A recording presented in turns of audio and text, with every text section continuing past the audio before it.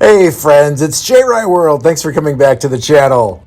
All right, it's J Rye and it's my friend Jorge, and it's like a little deja vu because we're in the same clothes and we're in the same set, but this is a new episode. Really, it's a new episode. And why is that, Jorge? Well, Jason, you always ask us questions. You're always going around asking your friends questions. True. So yes. I want to turn it to you and ask you a question. Okay, I'm ready. I'm a mostly open book. Yeah, okay. The laughter, so telling. Okay, so let me ask you a simple question. Okay, First. So just to right. start with a simple question. Sure. So did you puke on your first night? Absolutely. I absolutely did. And after doing, so I think I've been on 16 nights of journey with ayahuasca.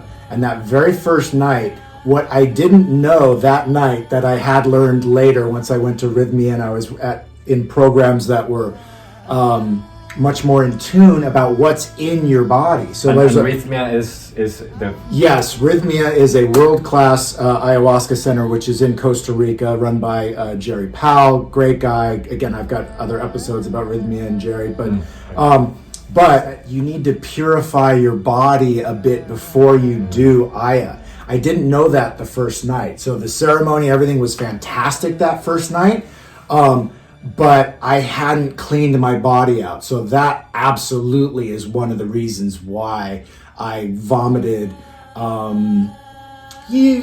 semi quickly, within like the first 90 minutes, because I had stuff in me that didn't belong already. So yes, I did vomit on the first night at the moment. But And by the way, this I got from Peru. I forgot to introduce this. And this is kind of like, this is done by the Shipibo.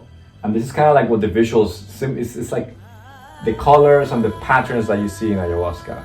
But anyways, continue. It's interesting you say that, because the first night that I ever did a ceremony was in a private home here in Los Angeles. And they had a huge tapestry like in the room where I was.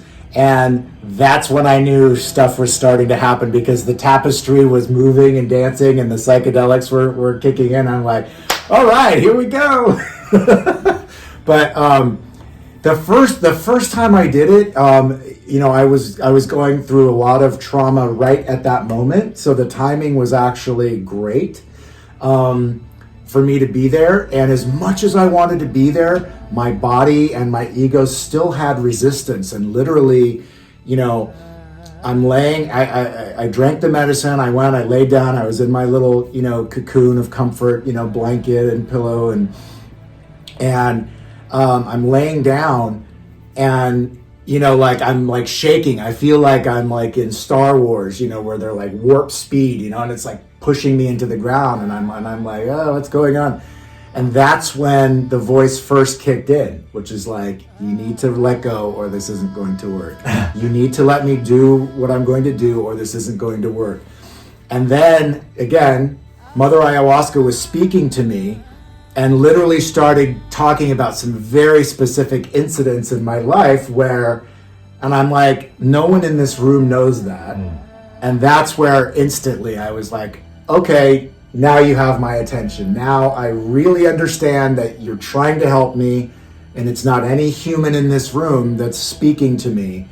And here's a different way for me to be loved and supported in the universe and make some sense of things that maybe haven't made sense in my life over all of these years and all of these journeys and life and love and relationships and children and things that worked right and didn't work right. And I really got like an amazing first episode, if you will, from Aya, because even though I wanted to be there, I still was fighting it. And so that's why I feel like my first night was so beautiful and so amazing for me, because I really needed that custom handheld experience, which again wasn't done by any of the shaman in the room. It was done by the universe. It was done by Mother A to get me in. And then I was like, okay, I got it. I trust you. And and then the hard work started. But at least that starting point made me know I was, as difficult as it was going to be, I knew that I was being loved. and I knew Yes. that I was being supported. And at no point was I ever in fear that something out of control was going to happen to me. Like I knew this was right. And this is the other thing that is like they speak of this energy of the plant as being like a grandmother energy, right? Yes. Because you feel very safe, and also it's grandma is coming here to talk. Yes. Let's have a talk, Jason. Right. Right. It's like let's not skip any lines. Let's not rush through everything. Let's open the book and let's go.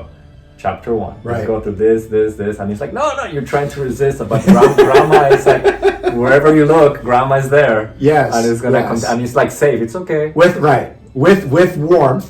With warmth. And with her arms out Yeah. to you. Yeah. Yeah. But you're gonna sit with her and you're gonna cry. Oh, Yeah. okay, so you've been running away from this? It's okay.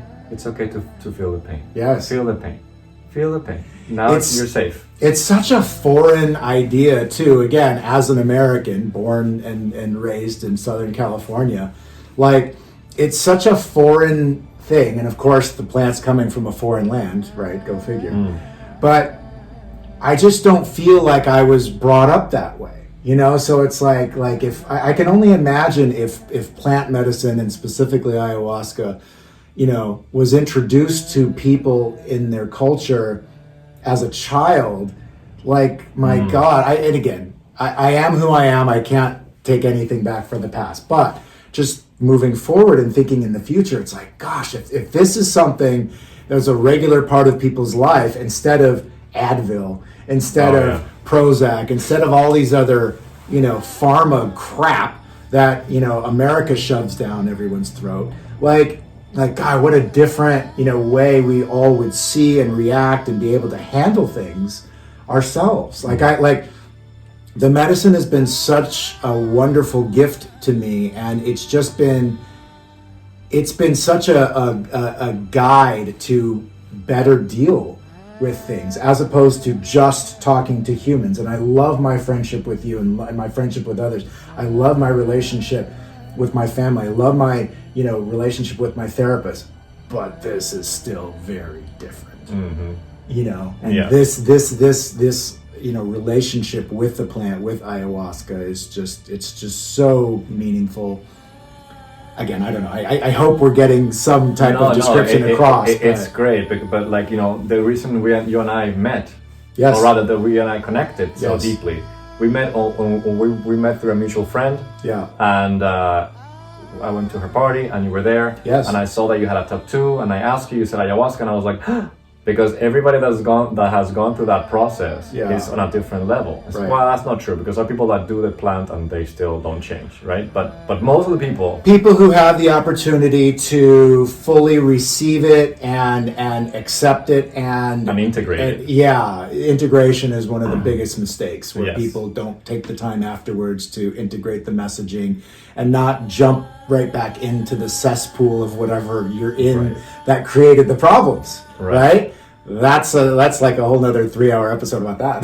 Yeah. But So how did it change you? Because I think the biggest thing is that giving me the tools to not internalize all of the pain and not sit in all of the pain. I had ulcers, and I've had surgery on all. I've had 7 abdominal surgeries because of me just bottling everything in over all of the years. And so, I mean, of course I knew that wasn't healthy, but no matter how my, you know, Western doctors would talk about, you know, well, you've got to reduce your stress, or you've got to, like, that's so easy, right? Considering what my career is, and, you know, raising children, and a bitter divorce, and all the things that were going on, like, that advice didn't quite cut, you know, it didn't quite work, right? Not surprising. And I wasn't interested in going on some, you know, pill, right? So I would say, yes, the biggest gift, and there are many, but the biggest gift is teaching me how to release things and not keep it and not take everything so personal, even no matter how personal and painful it is, or it was directed, but just finding ways of, like, just seeking happiness in different ways. And again, really being happy with what's working right. And again, it's not that every minute of every day is all, lollipops and rainbows. It's not. No, but you had a big breakthrough. But it was really helpful at a time that was really, really difficult. That, again, like I wouldn't say that I was suicidal, but I was very dark.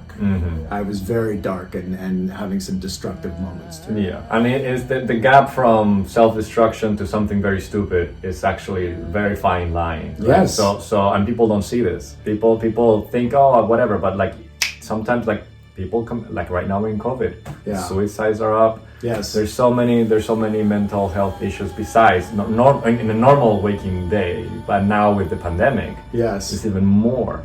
And as a society, what are we doing? Like we all need to take ayahuasca.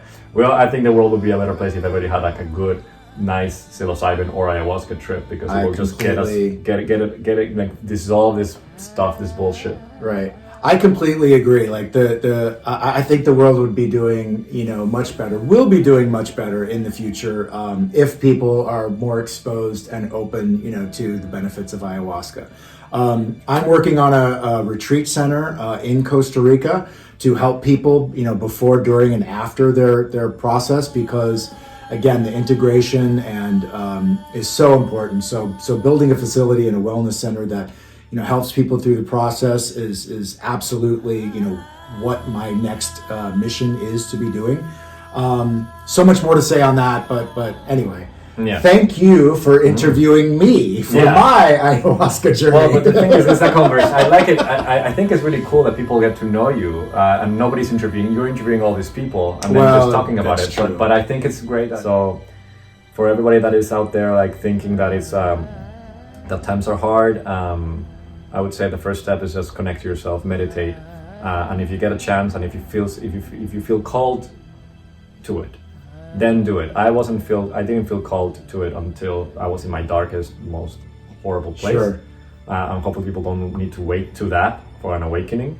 And sometimes, something else, some other trauma will awaken you, right? Like the death of a loved one, and in trying to make sense of that, you get connected, hopefully, to yourself, as opposed to like trying to disconnect from yourself and from the pain by going and drinking and doing drugs and to escape that. Yes. So that would be in other words, the LA special. Exactly. Yeah. Yes. Yeah. All right. Thank you so much for watching. I appreciate your time. Hopefully you enjoyed the video. This is Jorge. This is J Rai. It's J Rai World on YouTube and on Instagram. Appreciate you being here. Hope you consider subscribing. See you next time. Bye.